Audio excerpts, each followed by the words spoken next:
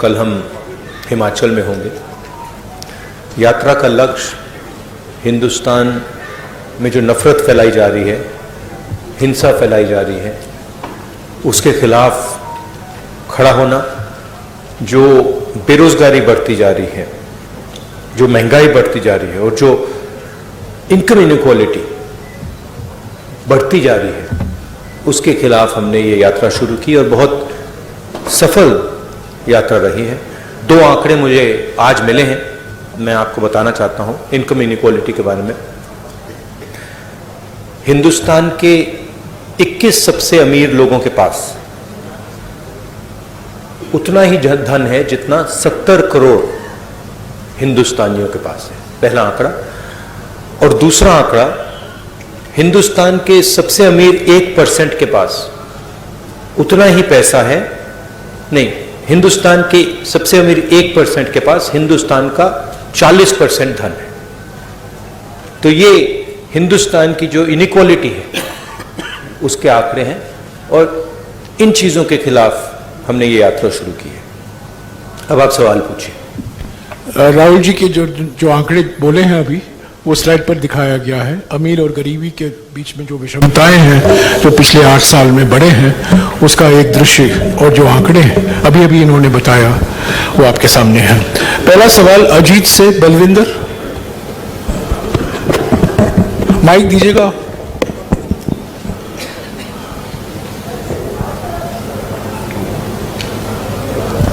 अगर बलविंदर नहीं है, जगबानी से विजय नागला।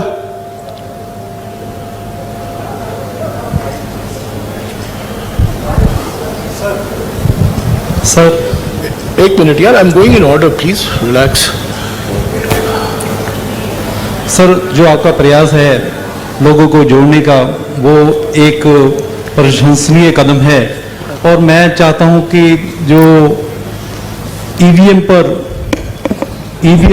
जो लोगों में धारणा है कि ईवीएम के कारण कांग्रेस पुनः सत्ता में नहीं आ सकती, क्या आप ईवीएम पर भी कोई फैसला लेना लोगे, ऐसा कि जिससे लोगों के जो धारणा बनी हुई है कि ईवीएम, जब तक ईवीएम रहेगी कांग्रेस कभी सत्ता में वापस नहीं आ सकती?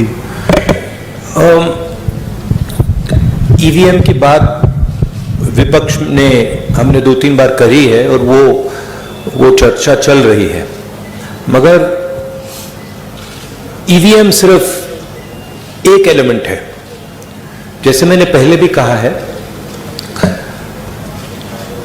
आज हिंदुस्तान के सारे इंस्टीट्यूशंस आरएसएस और बीजेपी ने कंट्रोल कर दिए हैं और हिंदुस्तान के सब इंस्टीट्यूशंस पर उनका दबाव है। प्रेस पे दबाव है, ब्यूरोक्रेसी पे दबाव है, इलेक्शन कमीशन पे दबाव है, जुडिशरी पे प्रेशर डालते हैं। तो सारे के सारे इंस्टीट्यूशंस पर उन्होंने कब्जा कर रखा है। तो ये लड़ाई अब जो पहले राजनीतिक लड़ाई होती थी वैसी लड़ाई नहीं है। एक पॉलिटिकल पार्टी दूसरी पॉलिटिकल पार्टी के बीच में लड़ाई नहीं है। अब ये हिंदुस्तान के इंस्टीट्यूशंस जो इन्होंने कैप्चर करे हैं उनके बीच और ऑपोजिशन के बीच में लड़ाई है। उसमें एक फैक्टर ईवीएम है, मगर बहुत सारे दूसरे फैक्टर भी हैं। हिंदुस्तान में जो नॉर्मल डेमोक्रेटिक प्रोसेसेस होती हैं आज वो नहीं है। जो विपक्ष के लोगों पर आक्रमण हो रहा है, सीबीआई, ईडी, पेगासस, ये नॉर्मल डेमोक्रेटिक फंक्शनिंग नहीं है। भास्कर से गिरिजेश मिश्रा।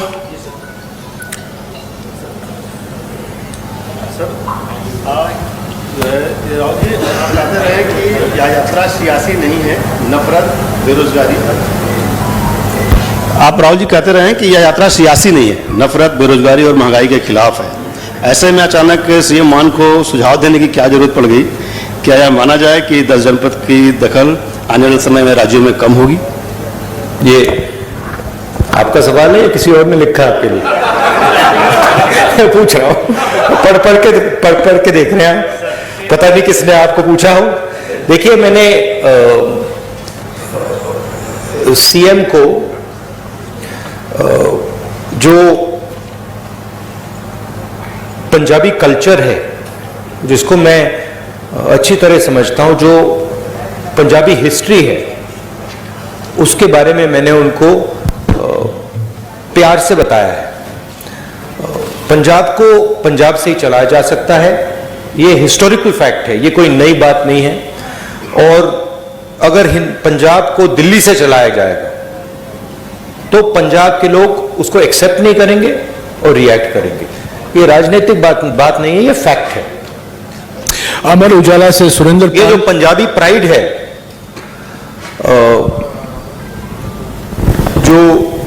जो पंजाबी सेल्फ बिलीफ है, कॉन्फिडेंस है, प्राइड है, वो इस चीज को कभी एक्सेप्ट नहीं करेगी।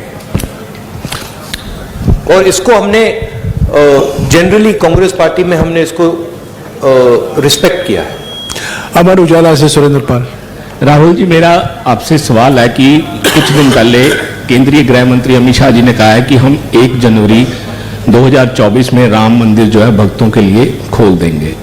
तो एक फिर वो देश जो है 2024 में चुनाव भी है, polarization definitely they will take advantage for the polarization of vote, जैसे आपकी और आपकी टीम कहती है। How will you face that wave and what is your strategy?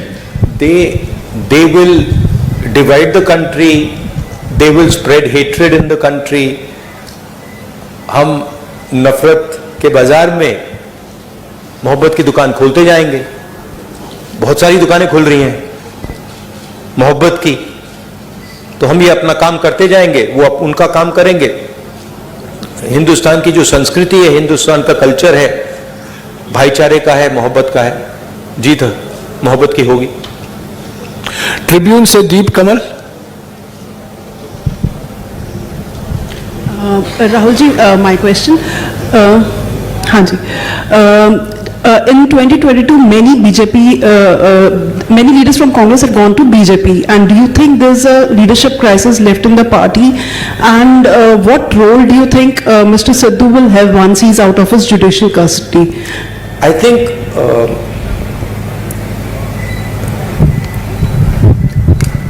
my experience is pretty much anybody who goes to the BJP goes there because of a particular type of pressure. Okay, it's a hidden pressure, you can call it. It is generally a result of, pressure from the CBI, pressure from the ED, pressure from cases, pressure from corruption. So we are quite happy that these type of people are not in the party anymore. And I think as far as the party is concerned, what I've seen on the street is tremendous enthusiasm, extremely dynamic workers, and a mix of senior and young leaders. So what I see in the Congress party is extremely capable leadership all the way from the top to the worker level. So I'm not worried about that. In fact, I'm quite happy that some of the sort of riffraff has gone somewhere else. Hindustan Times से Harpreet Kaur. No supplementary, please, madam. Please sit down. Harpreet Kaur. Everybody will have a role. Everybody will have a role to play. We are a democratic party. We like to involve all people and function together. Hindustan Times से हरप्रीत कौर नहीं आई है, आई है। हाँ। I want to ask about the security lapses during your yatra. Even today we heard that there was some lapse. So what you have to say about that? What lapse was there today? Somebody came from the crowd? Someone came to hug me. I don't know why you're calling that a lapse. I think the person was, he was checked by the security people. He was a bit overexcited. It's not a problem. It happens quite often. The PCC president has already issued a statement on this incident, which you call a lapse. It's not a lapse. Indian Express, Navjeevan Gopal. There's quite a lot of enthusiasm in the yatra. Many people get overexcited, and that was a case where he was a bit extra charged up. So there's no problem. It's happened many times before.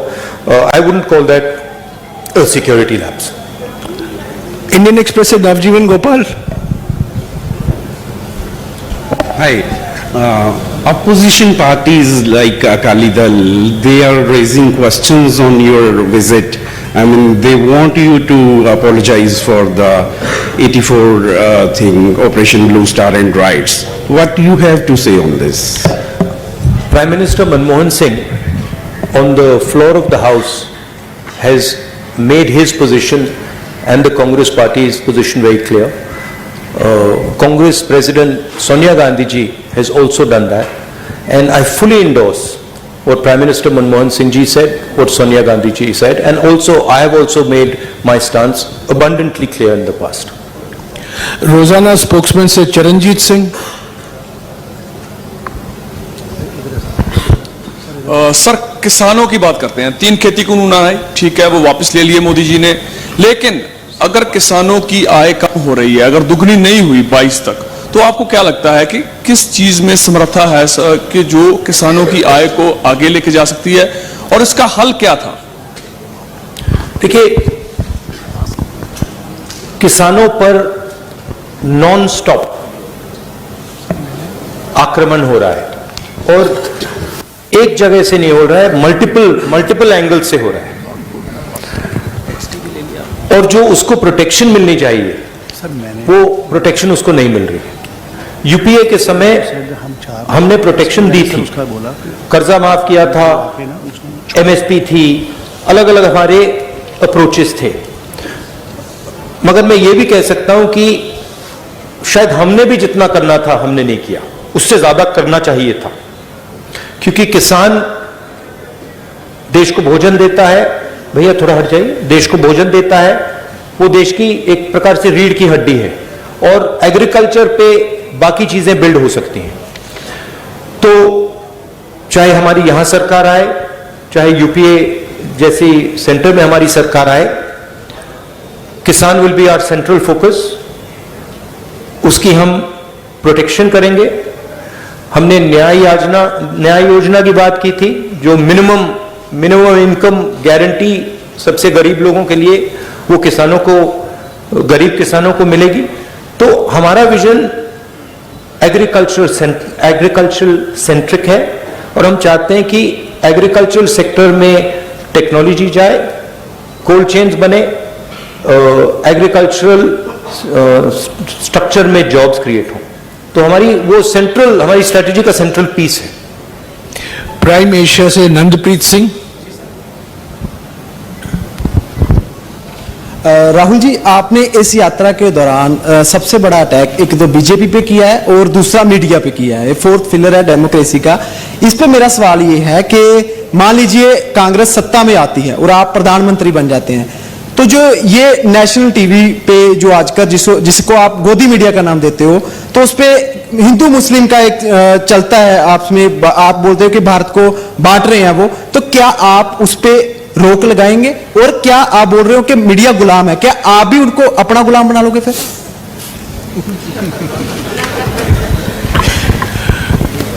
वो गुलाम नहीं मानेंगे, आजाद मानेंगे। नहीं, देखिए, नहीं,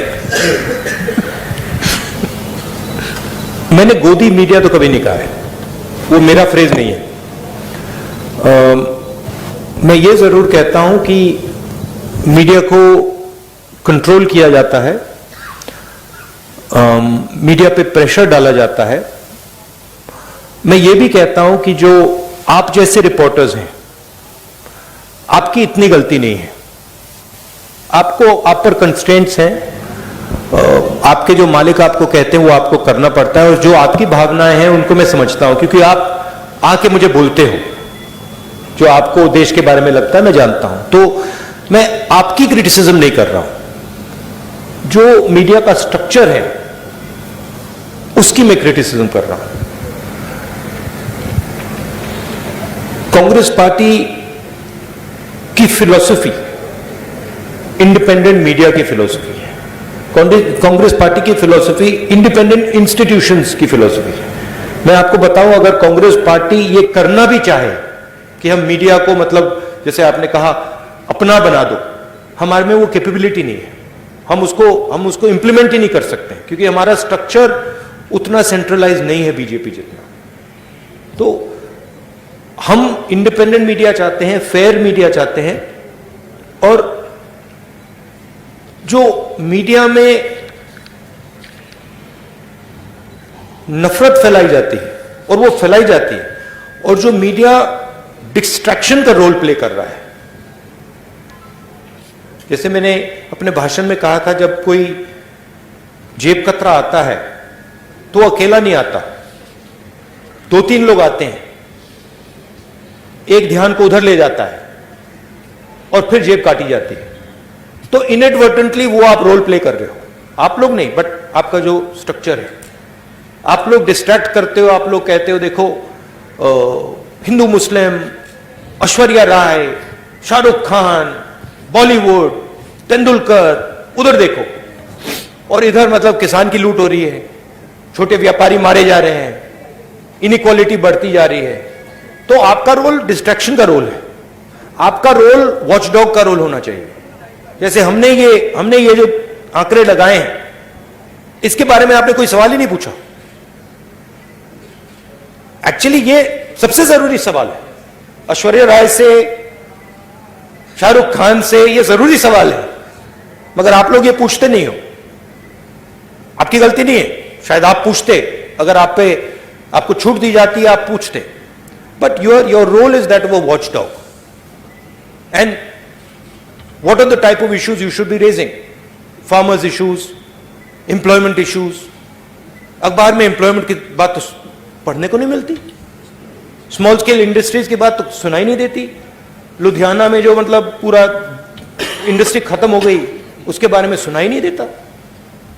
तो that is the type of media we would like, a media that puts pressure on the government on key issues. You are for a Congress government, you are feedback channel. We want you to give us pressure on important things, on things like income inequality, on things like hatred, on things like anger, on things like farmers, on things like unemployed youngsters. That's your role, and that's the role we would like you to play. Not किसी ने मुझे बहुत मजेदार कहानी बताई, मैं पता नहीं बोलना चाहिए, नहीं छोड़ो। एबीपी सांझा से अनुजा शर्मा। बताइए। नहीं, अभी समय वक्त नहीं है, प्लीज बोलने दीजिए, सवाल करने दीजिए। या अनुजा। सर, भारत जोड़ो के लिए आप चल रहे हैं, भारत जोड़ो यात्रा कर रहे हैं, क्या कांग्रेस परिवार को जोड़ने के लिए भी आप आगे हाथ बढ़ाएंगे? वरुण गांधी आपके भाई हैं, क्या उनसे भी मिलकर चलने की बात की जाएगी? आप पहल करेंगे उनसे मिलने की? क्योंकि पानीपत में आपने एक स्टोरी सुनाई थी कि 2 भाई जो बहुत देर से बात नहीं कर रहे थे वो भी मिल गए। आप वरुण गांधी से मिलेंगे? देखिए, वो बीजेपी में हैं, शायद अगर वो यहाँ चलेंगे उनको प्रॉब्लम हो जाएगी, मगर मेरी विचारधारा उनकी विचारधारा से नहीं मिलती। मेरी विचारधारा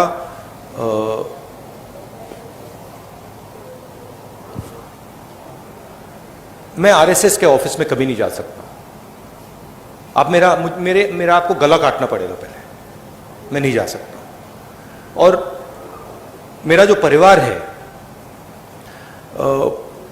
उसकी एक विचारधारा है, उसका एक थॉट सिस्टम है, थिंकिंग सिस्टम है। और जो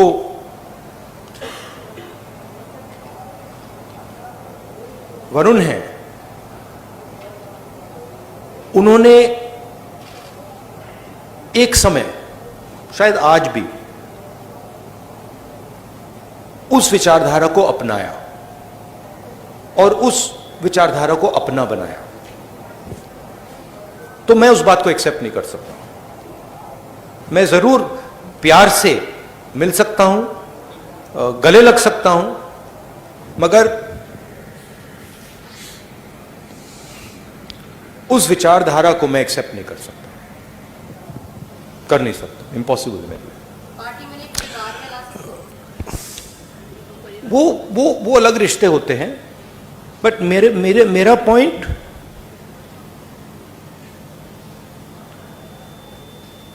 आइडियोलॉजिकल लड़ाई चल रही है।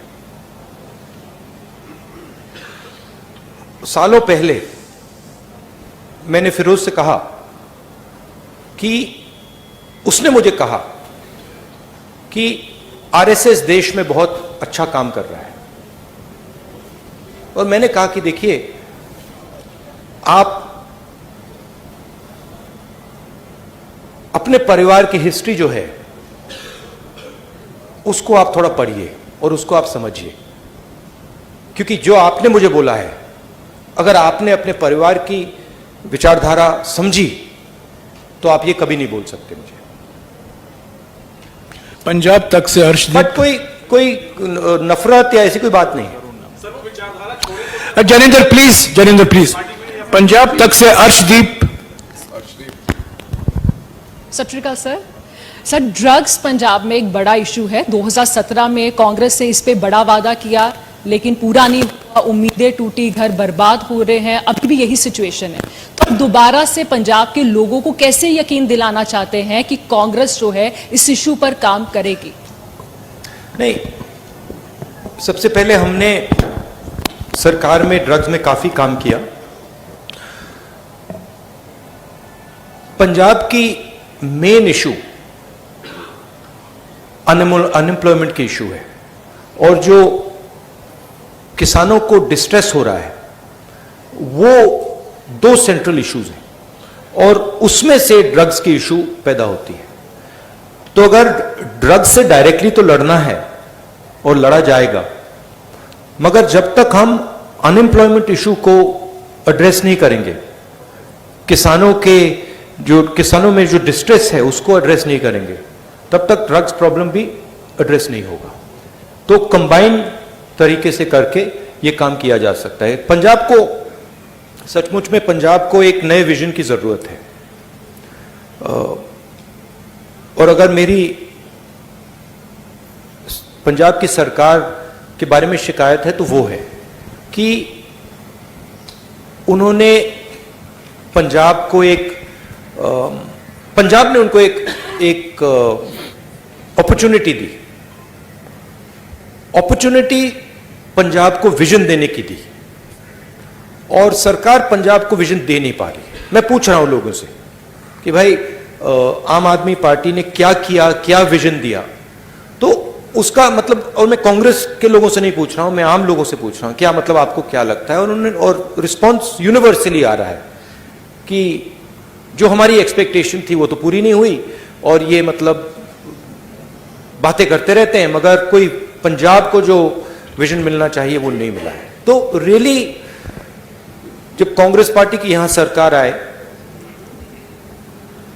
एक लॉन्ग टर्म विजन पंजाब के लिए देना पड़ेगा, और उसमें किसान और जो हमारे स्मॉल एंड मीडियम इंडस्ट्रीज हैं वो सेंट्रल होना पड़ेगा।